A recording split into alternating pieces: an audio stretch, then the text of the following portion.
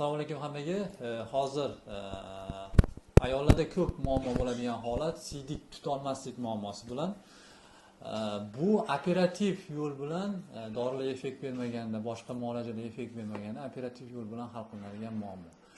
Ko'pchilik ayollarimiz qo'rqadi, bu operatsiya uzoq davom etadi, qiyin, undan keyin qiynalaman deb. Lekin bu operatsiya 30 minut, 45 minut davom etadi.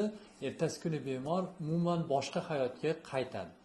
Shu operatsiya o'tkazgan ayamizni bir nima deydi, o'zini fikrlarini eshitib ko'rsangiz bo'ladi. Assalomu alaykum aziz qizlarim, farzandlarim. Menga o'xshab kelgan kasallaringizni mana shu yerga kelib men davosini topdim. Shu yerga kelgandan keyin meni Allohga shukr, o'rnidan yangi tug'ilgandek bo'lib qoldim. Chunki bir yilgacha men pampers tutib yurgan edim. Siydik yo'llarda qattiq shamollash bor ekan. Shu shamollashni oldini oldim, mana keldim.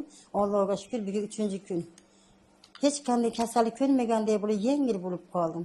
Shu yerda ishlayotgan Ergashi Bobirjon, ularning qo'lida ishlayotgan shogirdlariga, shu yerda ishlayotgan hamshira qizlarimizga, ovqatlanishni shakar ovqat qilayotgan povularimizga mindan-min rahmatlar deyman.